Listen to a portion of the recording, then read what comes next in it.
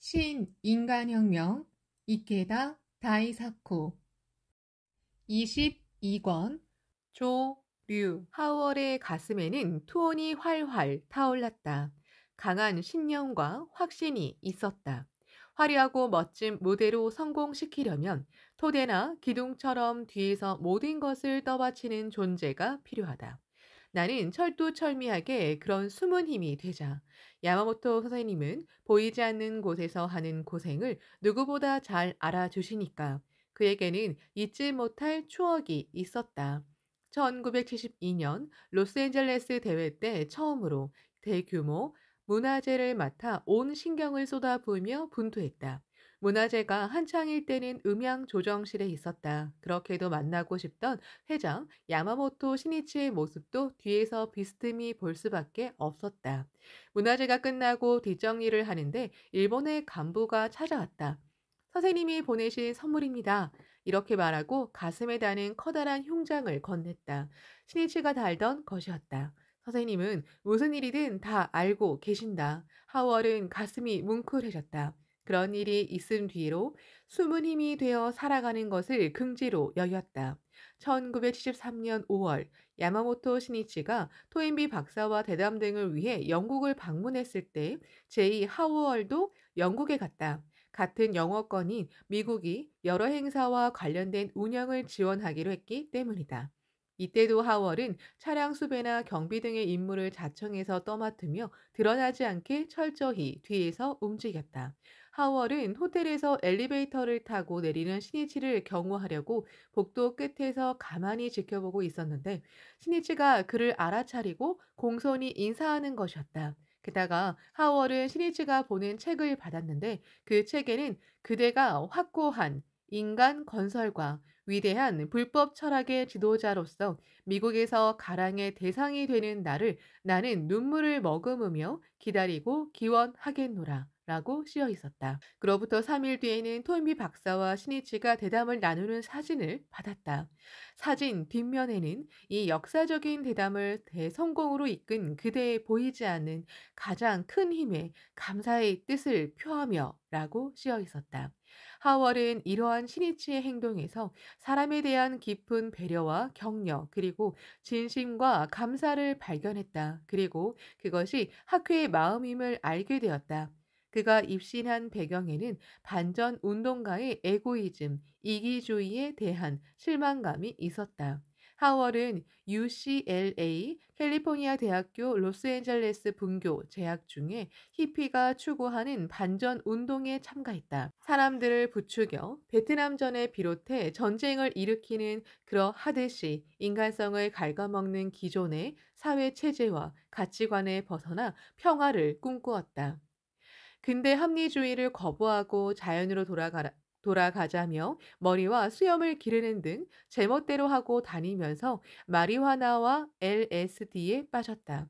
대학을 졸업한 뒤로는 히피가 모이는 샌프란시스코의 헤이트, 애쉬베리에서 살면서 히피의 반전 운동가들과 사귀었는데 그들에게서 커다란 모순을 발견했다.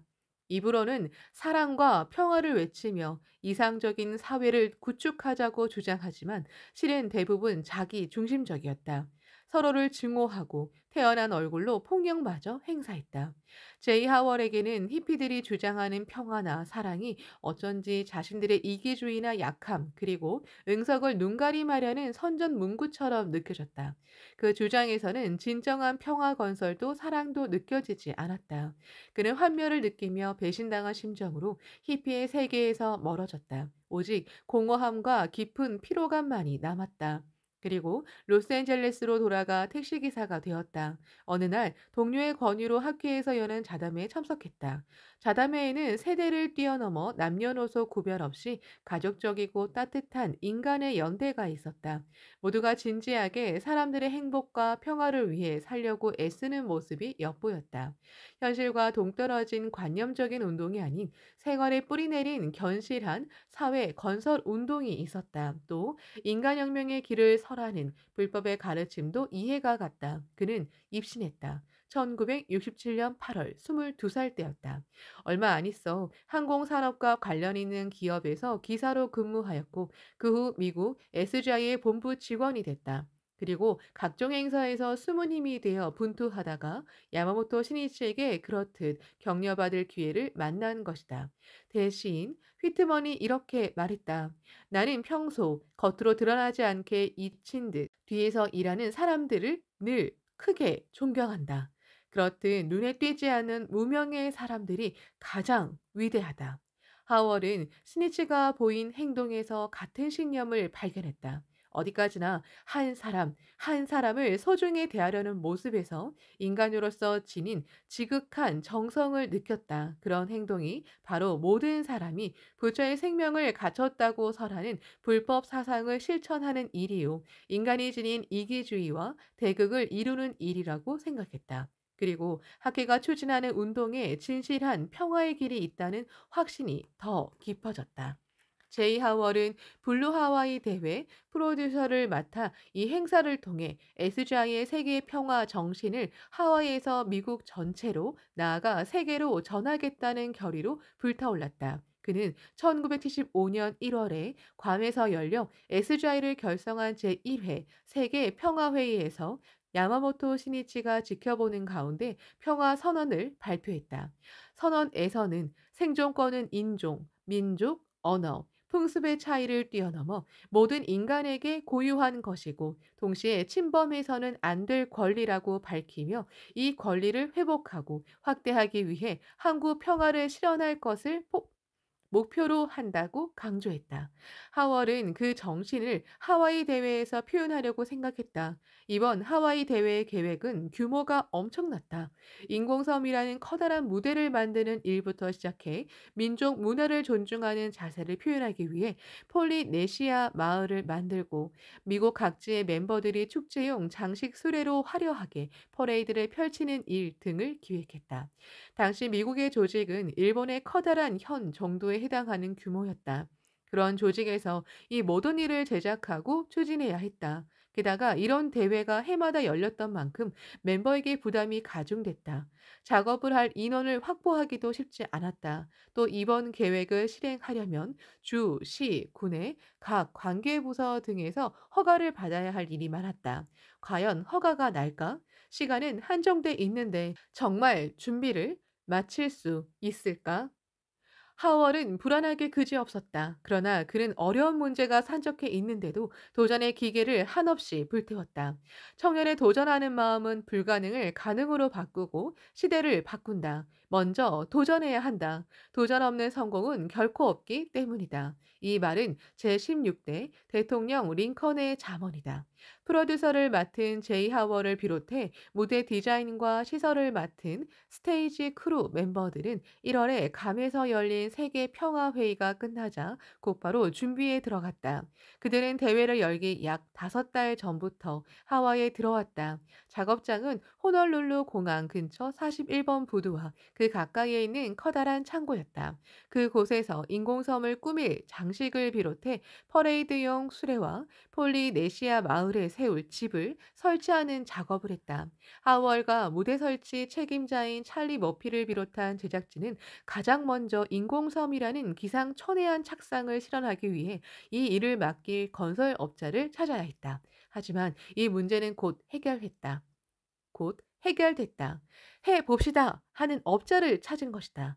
거대한 기중기 등을 올려놓고 작업대를 쓸 바지선 2척을 마련하고 인공섬을 만들기로 했는데 그럼에도 좁아서 고속도로를 건설할 때 쓰는 철골로 무대를 넓히기로 했다.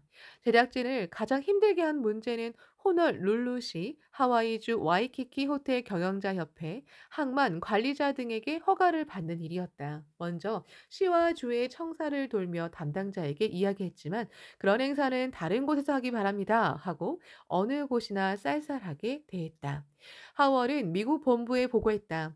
허가가 안 납니다. 이번 기회에 장소를 바꿀 수밖에 없을 것 같습니다만 돌아온 대답은 반드시 와이키키에서 해야 한다는 것이었다. 제작진은 좋다, 창제로 극복하고 말 테다 하고 다짐했다. 투혼이 불타올랐다.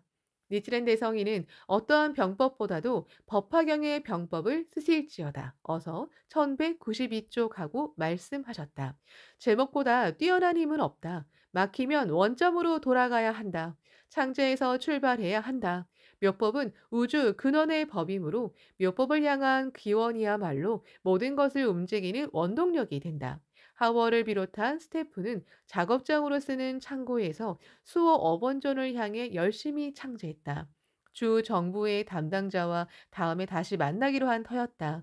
히로토 히라타를 비롯한 현재 간부도 성의를 다해 관계 각처를 설득하러 다녔다. 며칠 후 하월 일행은 담당자를 만나서 대회의 의의와 역사 그리고 SGI의 목적 등을 설명했다. 담당자는 지난번과는 전혀 다르게 친절한 얼굴로 고개를 끄덕이며 그들의 이야기를 들었다. 정말 뜻밖이었다. 그리고 어떻게든 와이키키에서 대회를 열고 싶다고 부탁하자 좋습니다. 허가하지요. 하는 것이었다. 정말이지 너무도 간단히 허가가 나고 말았다. 일행은 기쁨보다 놀라움이 더 컸다. 정말 와이키키에서 대회를 열어도 좋다는 말씀이죠? 그럼요. 성공을 빌겠습니다. 담당자는 SGI를 조사한 듯했다. 지난 1월에 야마모토 신이치가 하와이를 방문해 주지사와 만나서 회견을 나눈 일도 안 것 같았다. 어쩌면 주지사가 도와주라고 지시했는지도 모른다. 담당자는 시의 담당자에게도 전화를 걸어 와이키키에서 대회를 열 수 있게 허가해달라고 거들기까지 했다. 제천 선신이 움직였다. 제목은 굉장하다. 하월 일행은 깊이 확신했다. 인생에는 여러 가지 어려움이나 시련이 있다. 그럴 때 제목으로 모든 것을 극복할 수 있다는 학회 활동에서 익힌 체험이 중요하다. 왜냐하면 그 체험이 무엇에도 지지 않는 부동의 확신을 낳는 원천이 되기 때문이다. 드디어 대회에 쓸 작품을 만들기 시작했다. 제작하는 물품의 양이 엄청나게 많았다. 인공섬을 뒤덮는 화산 장식을 비롯해 퍼레이드용 장식술에 폴리네시아 마을에 세울 전통 가옥 등이었다. 한정된 제작진만으로는 도저히 감당할 수 없었다. 무엇보다 일손이 필요했다. 미국 본토에서는 멤버들에게 하와이에 가서 작업을 도와달라고 협조를 구했지만 과연 몇 명이나 올 수 있을지 짐작조차 할 수 없었다. 휴가 받기도 쉽지 않은 데다가 하와이 왕복 항공료와 숙박비도 마련해야 했기 때문이다.